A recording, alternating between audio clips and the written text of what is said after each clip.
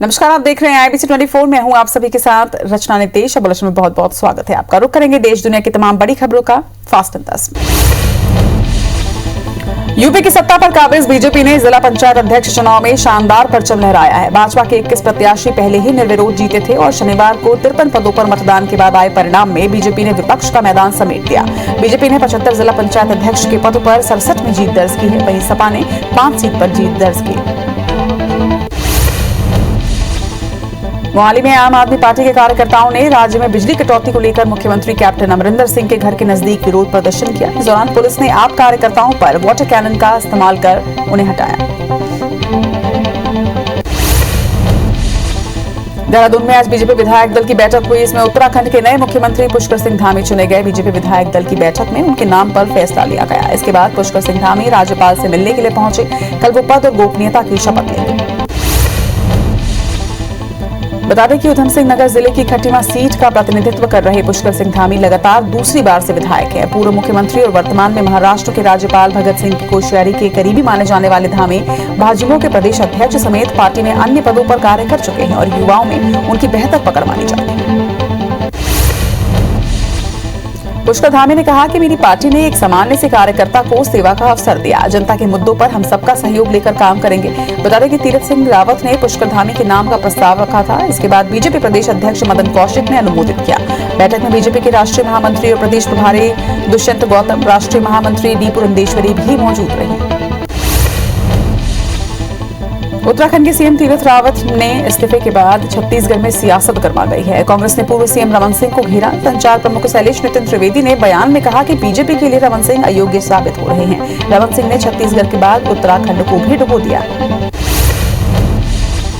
RJD नेता तेजस्वी यादव ने नीतीश सरकार पर तंज कसते हुए कहा कि बिहार में मौजूदा सरकार चोर दरवाजे से सत्ता में आई है। ये गिरी हुई सरकार है। गिरी हुई सरकार का अब गिरना तय है। इस सरकार से बिहार की जनता अब परेशान है और इस सरकार के जल्दी गिरने की उम्मीद लगाई बैठी है।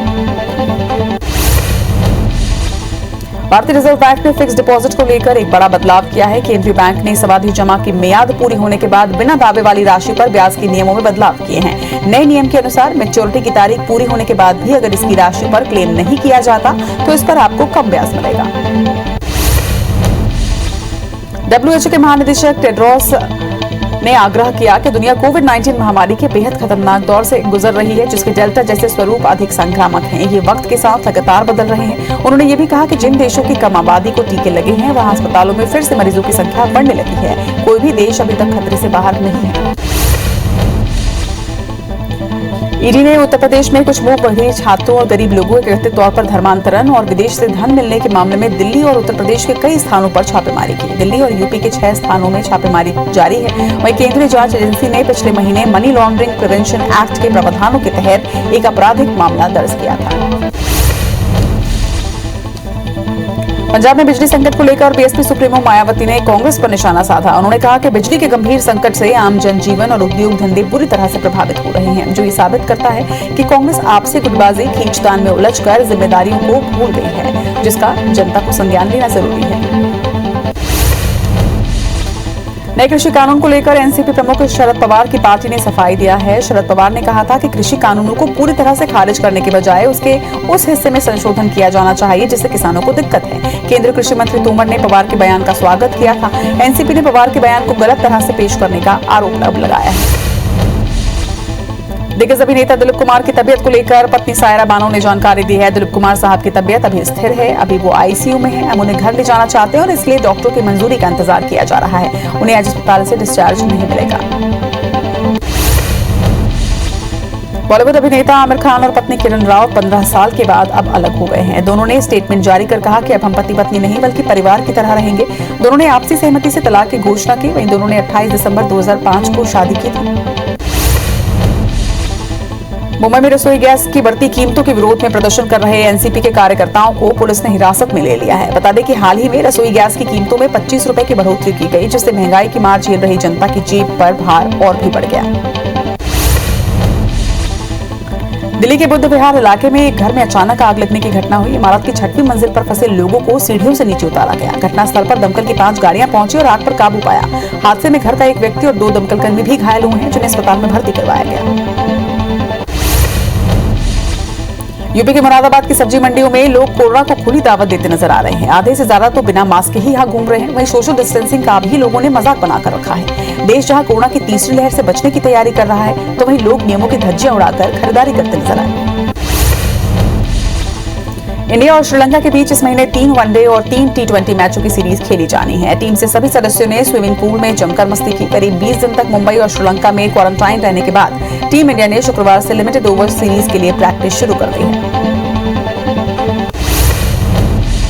हेमंत वर्मा विद्युत नियामक आयोग के नए अध्यक्ष बनाए गए हैं। सीएम हाउस में विद्युत नियामक आयोग के लिए अध्यक्ष हेमंत वर्मा ने शपथ ली। आयोग के नए अध्यक्ष को सीएम भूपेश बघेल ने बधाई दी। वर्मा के पास प्रदेश में बिजली की निरंतर सप्लाई की नई जिम्मेदारी रहेगी। शाजापुर पहुंचे सांसद महेंद्र सिंह सोलंकी का अनूठा और सादगी भरा अंदाज देखने को मिला। वो शाजापुर की सड़कों में बाइक पर अपने कार्यकर्ताओं के साथ घूमते नजर आए। दरअसल सांसद महेंद्र सिंह सोलंकी कोरोना काल में असमय जान गंवाने वाले भाजपा कार्यकर्ता और उनके परिजनों से मिलने के लिए पहुंचे और परिवारों को शोक संवेदनाएं भी व्यक्त की। भोपाल में अंतर्राष्ट्रीय सहकारिता दिवस पर सीएम शिवराज ने गोदामों का लोकार्पण और शिलान्यास किया। 55 गोदामों के लोकार्पण और 114 गोदामों के शिलान्यास में सहकारिता मंत्री अरविंद भदौरिया भी मौजूद रहे। सहकारिता प्रतिनिधियों से सीएम का वर्चुअल संवाद भी हुआ। कांग्रेस सेवा दल के तत्वाधान में तखतपुर के गांधी चौक में महंगाई को लेकर केंद्र सरकार के खिलाफ एक दिवसीय धरना प्रदर्शन किया गया। इस दौरान कार्यकर्ताओं ने केंद्र सरकार के खिलाफ जमकर नारेबाजी करते हुए अपना विरोध जताया। शाजापुर में कांग्रेस ने पेट्रोल डीजल के बढ़ते दामों को लेकर मोदी सरकार के खिलाफ नारेबाजी करते हुए प्रदर्शन किया। इस दौरान शहर कांग्रेस, ब्लॉक कांग्रेस और यूथ कांग्रेस के कार्यकर्ताओं ने तख्ती और बैनर के साथ रैली निकाली और आजाद चौक पर पहुंचकर विरोध प्रदर्शन किया। आगर मालवा में हड़ताल कर रही आशा उषा और सहयोगिनी संघ ने प्रदर्शन के दौरान चक्का जाम कर दिया। संघ ने छावनी चौराहे पर करीब 1.5 घंटे तक चक्का जाम किया, जिसकी वजह से वाहनों की लंबी कतार यहां पर लग गई, जिससे लोगों को काफी परेशान होना पड़ा। वहीं इस दौरान पुलिस और महिलाओं के बीच छीना झपटी भी हुई। एमपी में बिजली विभाग की बड़ी लापरवाही सामने आई है। दरअसल विभाग ने मीटर रीडिंग करने वाली कंपनी का एग्रीमेंट नहीं बढ़ाया, जिसके कारण 3 महीने से सिंगरौली और सीधी में रीडिंग नहीं हो रही है। आरोप है कि बिना रीडिंग के मनमाने तरीके से गलत बिल भेजा जा रहा है, जिसकी वजह से उपभोक्ता परेशान है। रायगढ़ पंजीयन कार्यालय में कर्मचारी पर अवैध उगाही का आरोप लगाते हुए एक कॉलोनाइजर ने जमकर हंगामा मचाया। कॉलोनाइजर नवल अग्रवाल का आरोप है कि पंजीयन कार्यालय में पदस्थ लिपिक जमीन की रजिस्ट्री के बदले उससे पैसे की मांग कर रहा है। इधर मामले में अधिकारी जांच की बात कह रहे हैं। डिंडौरी मजिस्ट्रेट कविता इवनाती कर्मचारियों के साथ चेकिंग के लिए निकली। इस दौरान उन्होंने सड़कों पर खड़े बेतरतीब वाहनों और दुकानदारों के खिलाफ ताबड़तोड़ चालानी कार्रवाई की। इसके साथ ही जरूरी दस्तावेज नहीं दिखाने वाले यात्री बसों के खिलाफ भी कार्रवाई के आदेश दिए। गंगा जल से कोरोना के इलाज को लेकर इलाहाबाद हाईकोर्ट में एक याचिका दाखिल की गई, जिसमें इसकी क्लिनिकल ट्रायल की इजाजत मांगी गई है। गंगा जल में मौजूद वायरस कोरोना के विरुद्ध कारगर हो सकता है। इसके साथ इसमें पाए जाने वाले विभिन्न खनिज भी इंसान की इम्यूनिटी को बढ़ाते हैं। इस पर कोर्ट ने केंद्र सरकार और आईसीएमआर से जानकारी मांगी है। बालोद के गुरूर ब्लॉक में जैविक खाद के नाम पर नकली खाद बेचने का मामला सामने आया। शिकायत मिलने पर कृषि विभाग ने छेड़िया गांव की एक दुकान से खाद को जब्त करने की कार्रवाई की। वही दुकानदार किसानों को बेचने के लिए 200 बोरी नकली खाद स्टॉक करके रखा हुआ था। खरगोन के आबकारी विभाग ने अवैध हाथ भट्टी शराब को लेकर 4 गांव में दबिश दी, जहां पर चट्टानों के बीच और खेतों में अवैध रूप से बनाई जा रही करीब 90 लीटर अवैध हाथ भट्टी शराब को जब्त किया गया और लगभग 2200 किलोग्राम महुआ लहान को नष्ट किया गया। साथ ही 3 शराब माफियाओं को भी गिरफ्तार किया गया है। ग्वालियर पुलिस ने झांसी के 3 सराफा व्यापारियों से ट्रेन में डबरा ग्वालियर के बीच हुई 60 लाख की लूट का खुलासा किया। वारदात को व्यापम कांड में निलंबित सत्येंद्र गुर्जर ने 2 पुलिसकर्मी, आरपीएफ के 1 जवान और व्यापारी के ड्राइवर के साथ मिलकर अंजाम दिया था। मध्य प्रदेश के अलीराजपुर से दिल दहला देने वाली घटना सामने निकल कर आई, जहां पर घर से बिना बताए जाने पर लड़की की बेरहमी से पिटाई की गई। लड़की को भाइयों ने पेट से बांधकर पीटा। वहीं मारपीट की घटना का ये वीडियो वायरल होने के बाद पिता समेत 4 लोगों को इस पूरे मामले में गिरफ्तार कर लिया गया है। सिटी में बदमाशों ने ज्वेलरी शॉप में सोने चांदी सहित करीब 1 करोड़ की डकैती को अंजाम दिया, जहां आधा दर्जन बदमाशों ने दुकान मालिक को बंधक बनाकर मारपीट की। पूरी घटना सीसीटीवी में कैद हुई है। जानकारी मिलते ही पुलिस बल मौके पर पहुंची और दुकान मालिक को इलाज के लिए अस्पताल भिजवाया। दतिया के चंगपुरा गांव के 2 पक्षों में पानी निकालने को लेकर एक विवाद हुआ, जो देखते ही देखते इतना बढ़ गया कि दोनों पक्ष एक दूसरे पर लाठी और कुल्हाड़ी से हमला करने लगे, जिससे 11 लोग घायल हुए हैं। वहीं घायलों को इंद्रगढ़ सामुदायिक स्वास्थ्य केंद्र में भर्ती करवाया गया, जहां इनका इलाज जारी है। बलरामपुर के शारदापुर में पत्नी की पीट कर हत्या करने के मामले में पुलिस ने आरोपी पति को अब गिरफ्तार कर लिया है। पुलिस ने बताया कि आरोपी महेंद्र रवि ने पारिवारिक विवाद के चलते पत्नी प्रमीला देवी को लाठी और डंडे से पीटकर मौत के घाट उतार दिया था और मौके से फरार हो गया था।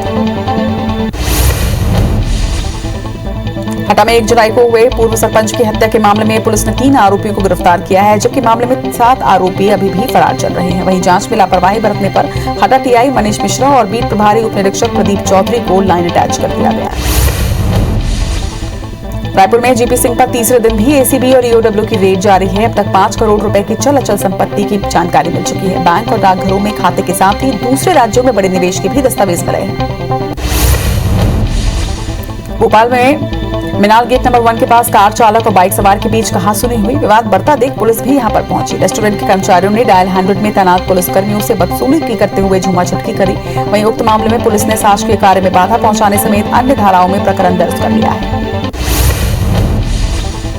बलरामपुर के झिंगू गांव के पास NH 343 पर तेज रफ्तार पिकअप पलट गई। एक्सीडेंट के दौरान ड्राइवर ने कूदकर अपनी जान बचाई। खीरे से लोडेड पिकअप को स्थानीय लोगों ने धक्का देकर सीधा किया।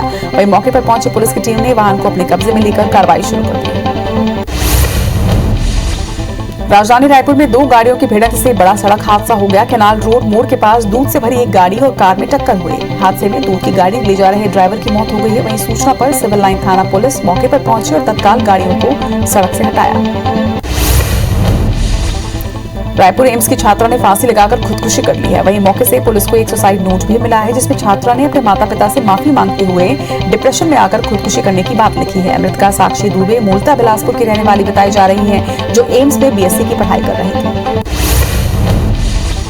युवती का अपहरण कर उसके साथ गैंगरेप की वारदात को अंजाम देने वाले 2 आरोपियों को दुर्ग न्यायालय ने 27 साल के कारावास की सजा सुनाई। ये फैसला न्यायाधीश मधु तिवारी ने सुनाया है। घटना 13 जून 2019 की है। उदय पुलिस ने पीड़िता की शिकायत पर आरोपियों को दुष्कर्म की धाराओं के तहत गिरफ्तार किया था। भोपाल में एक आंगनबाड़ी केंद्र में 9वीं की छात्रा से गैंगरेप का मामला सामने आया, जिसके साथ आकाश नाम के युवक और उसके 3 नाबालिग साथियों ने 9 महीने तक गैंगरेप किया। मामले का खुलासा छात्रा के 8 महीने के गर्भवती होने के बाद हुआ। मामले में पुलिस ने आरोपी को पकड़ लिया है।